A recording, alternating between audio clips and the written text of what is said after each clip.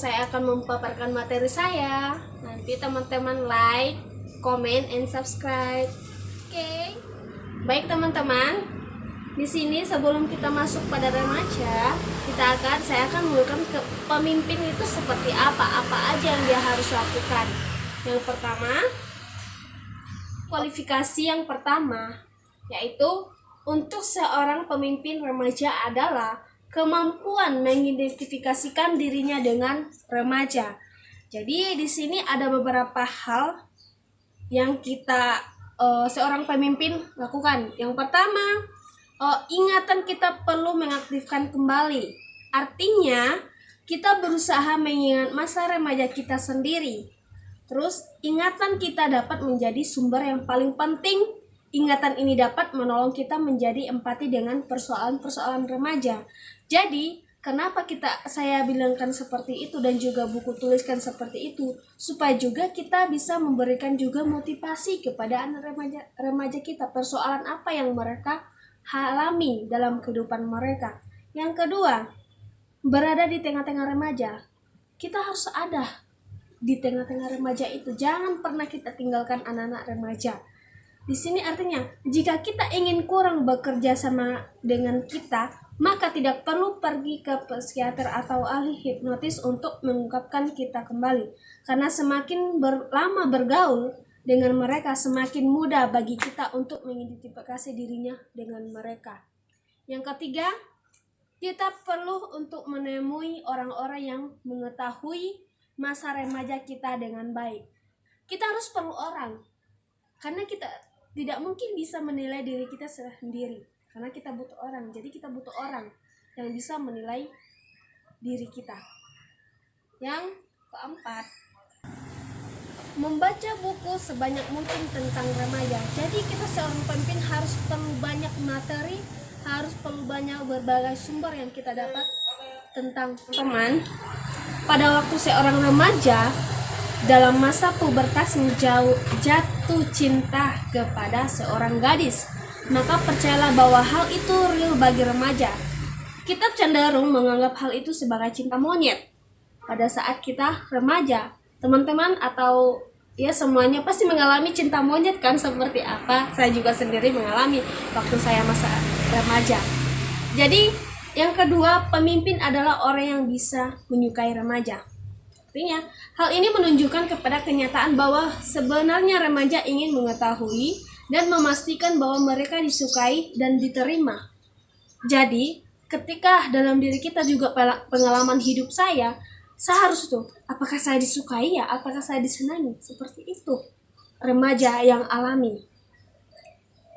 Bahwa mereka adalah ingin disukai sesuatu yang wajar dan tidak ada bedanya dengan golongan usia yang lain. Itu yang remaja yang inginkan.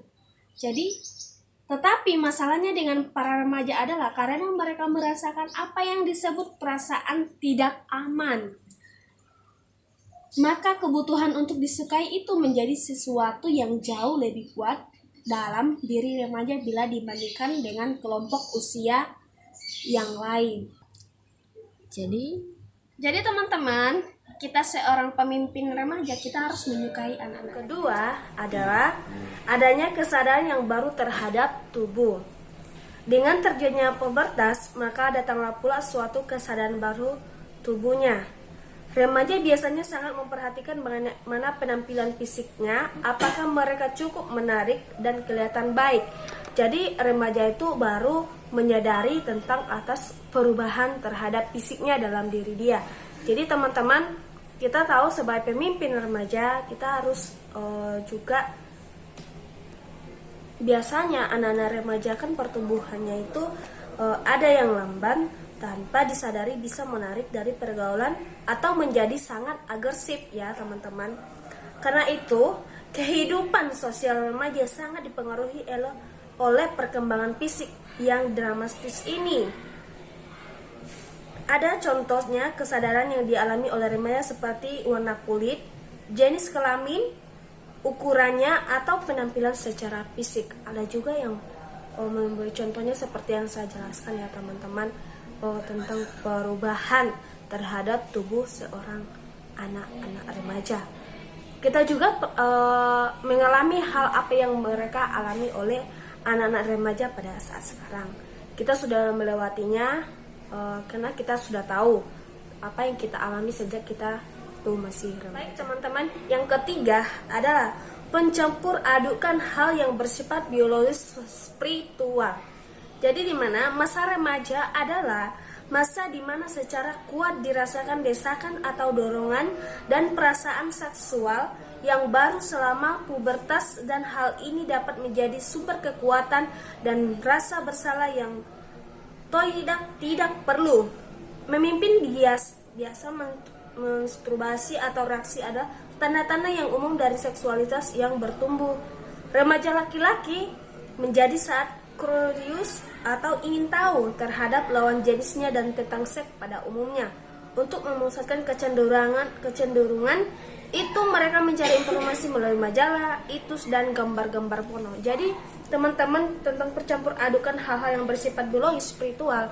Jadi di mana remaja itu berusaha mencari tahu itu tentang seksual gitu. Mereka harus tahu di medsos, di YouTube lah nontonnya. Banyak hal yang mereka, karena mereka ingin mencari tahu gitu, aku pengen tahu ini, aku pengen tahu banyak kan itu. Seperti hal dalam kehidupan kita, seperti apa yang kita alami. Aduh, apakah aku dapat cowok yang ganteng ya? Apa aku dicintai sama cowok yang ganteng ya? Atau yang cewek cantik lah? Apa aku begitu? Atas spiritual kita tentang pengen tahu, cari tahu gitu. Kita harus tahu gimana, rasa ingin tahu kita itu kuat sekali pada saat remaja ya teman-teman. Yang keempat adalah mengacukan hal yang fisik dengan hal spiritual. Masa remaja dapat menjadi suatu masa di mana secara spiritual terjadi kemerosotan. Karena banyak remaja yang menganggap bahwa masalah fisik mereka juga merupakan masalah spiritual. Misalnya, remaja yang malas mengatur tempat tidurnya, tidak rapi, malas kegiatan di gereja. Jadi itu yang dialami oleh seorang remaja. Apa yang kita lakukan pada malas gitu kan. Kita orang tua bilang, anak-anak kita hari ini hari Minggu ke gereja ya. Iya, tapi kita malas. Kita aja bersihkan tempat tidur atau disuruh cuci piring pada malas gitu kan. Karena bisa dengan hal spiritual gitu. Jadi dan sebagainya akan merasa bahwa secara iman mereka melalui kemerosotan. Banyak hal yang terjadi di mana kalangan anak-anak remaja pada saat itu dan pada saat ini yang kita alami dan yang dialami oleh anak-anak remaja pada saat sekarang. Banyak kemerosotan yang telah dialami oleh anak-anak remaja gitu. Begitu juga remaja mengalami mimpi basah. Itu laki-laki itu mereka pasti mengalami mimpi basah kepada kita seperti perempuan ya, menstruasi, kita mengalami menstruasi. Ini kita juga berarti kita sudah mulai menuju remaja ya teman-teman. Dan juga cowok-cowok mengalami mimpi basah gitu kan. Perasaan seperti itu merusak spiritual mereka apabila tidak dibimbing dan diberi pengertian bahwa sebenarnya mimpi basah dan perketaatan seksual adalah normal terjadi pada perkembangan mereka. Ya normal seperti kita cewek, normal wajar, kita cewek kan pasti mengalami menstruasi menuju kita juga dewasa. Seperti itu juga yang dialami oleh cowok, merasa mereka sudah itu normal itu. Kalau nggak normal, nggak mimpi basah dong, itu bukan cowok dong. Ya teman-teman. Jadi adapun beberapa hal diperhatikan oleh pemimpin remaja. Ada di sini ada 1, 2, 3.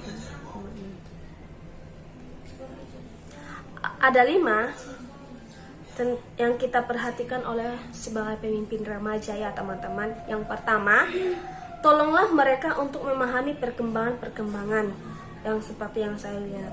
Kita harus memahami dan juga kita harus tentang perkembangan anak-anak remaja pada saat ini. Kita hanya memahami karena kita sudah pernah mengalami apa yang mereka alami.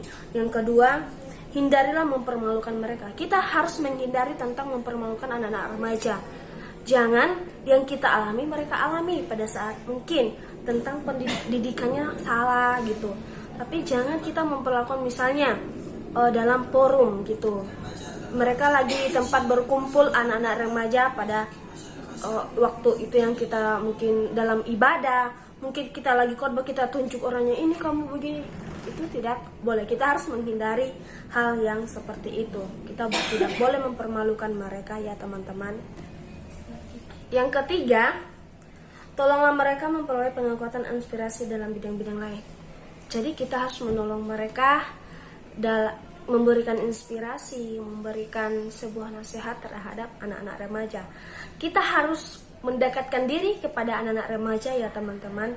Kita harus tahu mereka itu seperti apa, pengalaman hidup mereka seperti apa. Kita harus mencari tahu apa yang dialami oleh seorang anak remaja. Mungkin dia lagi ada masalah, ayo kita bantu. Jangan menjauh dari anak-anak remaja pada saat. Jangan pula kita menjauhi mereka, tetapi mari kita rangkul mereka, mari kita bimbing mereka ke jalan yang benar. Itulah seorang pemimpin remaja. Yang kelima, ajarlah mereka untuk merawat tubuh mereka. Jadi kita harus ajari mereka tentang yang mana sepertinya. Maksudnya merawat tubuh itu bukan harus cantik lah, bukan, emang wajar sih saya harus begitu. Tetapi harus jaga diri. Kita harus mengajarkan mereka tentang menjaga diri mereka, menjaga tentang pergaulan mereka. Harus jaga sikap dalam pertemanan, dalam mungkin mereka, karena masa-masa remaja ini masa-masa pacaran, cinta-cinta monyet ya teman-teman. Saya juga mengalami kok hal seperti itu, jadi saya tahu. Jadi ketika kita sudah memimpin remaja, mari kita bangkitkan mereka dalam keterpurukan misalnya masalah. Mari kita dengarkan mereka, cerita mereka. Mari kita juga memberikan masukan terhadap anak-anak remaja. Baik teman-teman, sekian dari pemaparan saya tentang seorang perkembangan fisik remaja seperti itu. Jadi kita harus maklumi aja ya teman-teman, anak-anak remaja. Baik, terima kasih buat teman-teman yang sudah menonton video ini. Jangan lupa juga seperti awal saya bilang, jangan lupa like, subscribe, dan komen. Mungkin ada masukan ya teman-teman. Terima kasih. Bye.